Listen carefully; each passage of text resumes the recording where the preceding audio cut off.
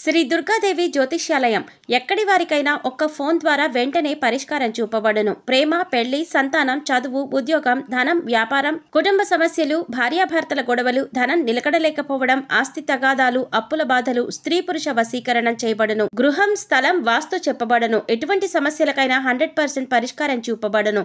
Cell number 9010707470. ఓం శ్రీ మాత్రే నమః. ఛానల్లోకి స్వాగతం అండి. ఈ వీడియోలో మనం కర్కాటక రాశి వారి గురించి మాట్లాడుకోబోతున్నాం. ఈ రాశివారు ఏ పరిహారాలు చేసినట్లయితే మీ ఇల్లు ధనంతో నిండిపోతుంది, అలాగే ఈ రాశివారు ఏ అంశాల్లో జాగ్రత్తగా ఉండాలి, ఎటువంటి దేవతారాధన చేసుకోవాలి అనే అంశాల గురించి ఈ వీడియోలో మనం వివరంగా తెలుసుకుందాం. కానీ అంతకంటే ముందుగా మీరు కనుక మన ఛానల్ని ఇప్పటి వరకు సబ్స్క్రైబ్ చేసుకోకపోతే సబ్స్క్రైబ్ చేసుకొని పక్కనే ఉన్న బెల్ ఐకాన్ నొక్కి ఆల్ సెలెక్ట్ చేసుకుంటే మేము ఇలాంటి వీడియోస్ అప్లోడ్ చేయగానే ముందుగా మీకు నోటిఫికేషన్ వస్తుంది.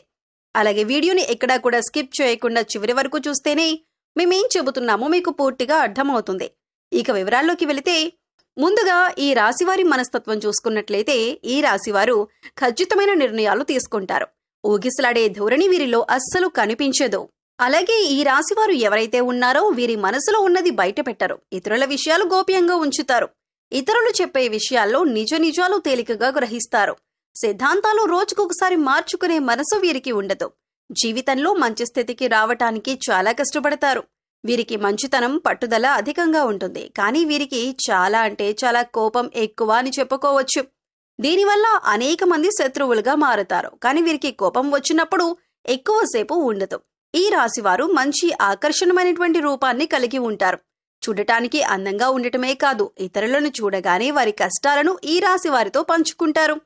ఈ రాశివారు మిత్రత్వాన్ని కోరుకుంటారు. ప్రతి విషయాన్ని చాకచక్యంగా ఆలోచించి తెలివిగా నిర్ణయాలు తీసుకుంటారు.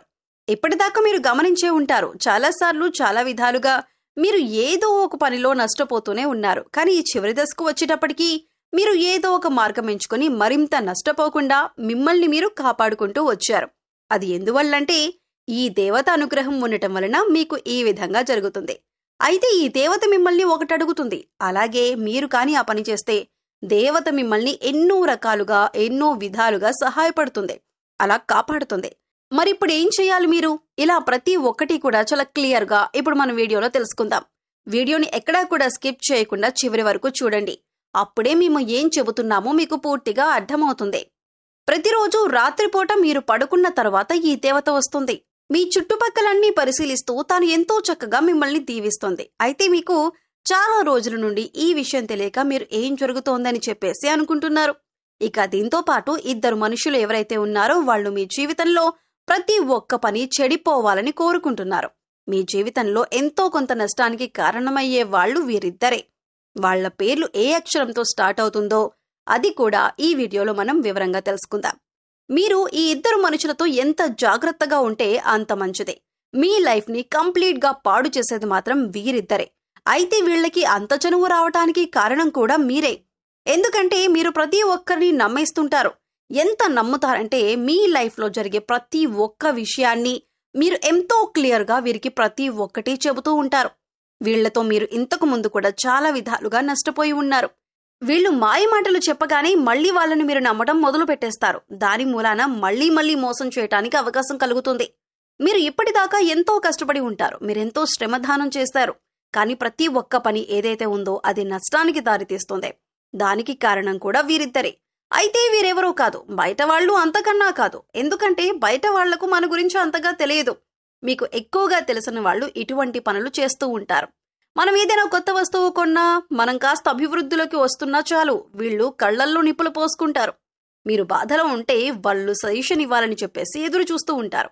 వీళ్ళెప్పుడు కూడా మీ చుట్టుపక్కలే ఉంటారు. కానీ వీళ్ల గురించి మీకు సరైన అవగాహన లేకపోవటం, మీరు మరింతగా వీళ్ళని నమ్మేసి ప్రతి ఒక్క విషయాన్ని వీళ్ల దగ్గర తెలియజేస్తూ ఉంటారు. ఇదే అవకాశంగా తీసుకొని ప్రతి ఒక్కటి మీకు రివర్స్ ప్లాన్ చేసుకొని వాళ్ల ప్లాన్ లో వాళ్ళు సక్సెస్ అవుతున్నారు. కాబట్టి మీరు ఎప్పుడూ కూడా ఏ పని చేయాలనుకున్నా, మీరు ఏ నిర్ణయం తీసుకోవాలనుకున్నా మీరు మాత్రం ఎప్పుడూ కూడా ఎవరితో ఆ పని గురించి డిస్కస్ చేయకండి. ఆ పని జరిగిన తర్వాత వేరే వాళ్లకు తెలియజేసేలా ఉండండి. అయితే మొట్టమొదటగా మీరు జాగ్రత్తగా ఉండవలసిన వారి పేరు మొదలయ్యే అక్షరం కలిగిన పేరేంటంటే ఎస్ అక్షరంతో ఎవరి పేరైతే ఉంటుందో వాళ్ళు ఎప్పుడు చూసినా కూడా ఎక్కువ శాతం జలస్ గా ఫీల్ అవుతూ ఉంటారు. వాళ్ళు ఎప్పుడు కూడా బయటకు వేరే వాళ్ళకి ఎంతో సానుభూతి చూపిస్తున్నట్టుగా ఉంటారు. కానీ వాళ్ళు చేయాల్సిన పనులన్నీ చాలా సైలెంట్ గా చేసుకుంటూ పోతారు. వీళ్ళు ఎప్పుడు కూడా మనతో కలిసి ఉన్నట్లుగానే నటిస్తారు. కాబట్టి మీ జీవితంలో కూడా ఇటువంటి వారు ఉన్నట్లయితే జాగ్రత్తగా ఉండండి. ఇది కలికాలం. కలికాలంలో పాజిటివిటీ అనేది అస్సలు లేదు కాబట్టి ఎలాంటిదేది కూడా జరగదు అనుకోవటానికి. కాబట్టి ఇలాంటి పేర్లు కలిగిన వ్యక్తులు మీ లైఫ్లో ఎవరైనా ఉంటే వాళ్లతో జాగ్రత్తగా ఉండండి. కాస్త గమనించుకుంటే మీకే మంచిది. వాళ్ళు ఎప్పుడూ కూడా మోసం చేస్తూ ఉంటారు. ఇలాంటి వాళ్లతో ఎప్పటికీ మీరు జాగ్రత్తగా ఉండాలి. ఇలాంటి వాళ్ళు మీ లైఫ్లో ఉంటే వాళ్ళు మీ లైఫ్లోకి వచ్చిన తర్వాత మీ లైఫ్లోకి ఎలాంటి అప్ అండ్ డౌన్స్ వచ్చాయి, మీ లైఫ్ ఏ విధంగా ఉంది అనేది మీరు గమనించుకుంటే మీకే తెలిసిపోతుంది. ప్రతి ఒక్కటి ఏదైతే ఉందో అది చాలా క్లియర్గా అర్థమైపోతుంది. కాబట్టి ఎప్పుడూ కూడా వారిని అతిగా నమ్మకండి. వాళ్లతో ఎంతవరకు ఉండాలి అని ఒక లిమిట్ అనేది ఉంటుంది. ఆ లిమిట్ మెయింటైన్ చేస్తే సరిపోతుంది. ఇక దేవత ఎవరో తెలుసుకుందాం. ఆ దేవత మిమ్మల్ని ఎప్పటి నుంచో అనుగ్రహిస్తుంది. అంటే మిమ్మల్ని చాలా రోజులుగా, అంటే దాదాపు 10 సంవత్సరాల నుంచి మీ మీద కటాక్షం చూపిస్తూనే ఉంది. అయితే దీనికి సంబంధించిన గుర్తులు మీరు ఎలా గమనించాలి అంటే, మీకు తరచుగా బ్రహ్మ ముహూర్తంలో మెలకు వస్తుంది. అంటే ఆ దేవత మీకు ఏదో ఒకటి సూచన చూపిస్తుందన్నమాట. మీకు బ్రహ్మ ముహూర్తంలో ఏ సమయంలో మెలకు వస్తుందో కామెంట్ చేయండి. మరి ఆ సమయంలో మీరు కానీ ఆ దేవుణ్ణి స్మరించుకుంటూ చక్కగా పూజ చేసుకుంటూ ఉంటే మీకు మరింత అనుగ్రహం అనేది కలుగుతుంది. ఎప్పుడు కూడా మనకి బ్రహ్మ ముహూర్తంలో పదే పదే మెలకు వస్తుంది. అంటే ఏదో ఒక దైవశక్తి మనకు అనుసంధానమై ఉంటుంది. కాబట్టి అటువంటి అనుభవాన్ని చెందుతారు. మీరు ఎక్కువ శాతం తీర్థయాత్రలకు వెళ్తున్నట్టు కలలు వస్తున్నాయా? అయితే ఇది కూడా మీకు మరొక సూచన. సాక్షాత్తు దుర్గాదేవి అనుగ్రహం మీ మీద ఉంది. మీరు అమ్మవారిని పూజించటం చాలా కాలం నుంచి ఆపేశారు. మీరు నష్టాల్లోనే ఉన్నారని, బాధలో ఉన్నారని, మీరు ఎంతసేపటికి ఆ బాధల్లో మునిగిపోయి ఉంటున్నారు. కానీ మనస్ఫూర్తిగా దేవతను స్మరించుకుంటూ, నీతితో దీపారాధన చేసుకుంటూ, దుర్గాదేవి అష్టోత్తరం పారాయణం చేస్తూ ఉంటే సరిపోతుంది. అమ్మవారు మిమ్మల్ని మరింతగా ఏమి మీ నుంచి కోరదు. మీరు వీలైనంత త్వరగా మీ కర్మలని ఎంత బాగా తగ్గించుకుంటే అంత మంచిదే. మనం చేసే పనులు బట్టి మనకు ఆ దేవత అనుగ్రహం అనేది ఉంటుంది. మీరు మంచి పనులు చేస్తే ఆ కర్మం మీకు రిటర్న్ వస్తుంది. మనం అవతల వాళ్లకు వీలైనంత సహాయం చేయగలిగితే మనకి కూడా మంచి అనేది జరుగుతుంది. ఏదో ఒక రూపంలో దాని ఫలితం మనకు దక్కుతుంది. కాబట్టి ఎప్పుడూ కూడా ఎవరికీ కూడా మీరు అన్యాయం చేయాలని చెప్పి ఆలోచించకండి. మనం అవతల వాళ్ళు ఎంత బాగుండాలని కోరుకుంటే మనకి కూడా అంతే మంచి జరుగుతుంది. కాబట్టి మీ దగ్గరలోని దుర్గాదేవి గుడికి వెళ్లి చక్కగా మనస్ఫూర్తిగా దండం పెట్టుకుంటే సరిపోతుంది.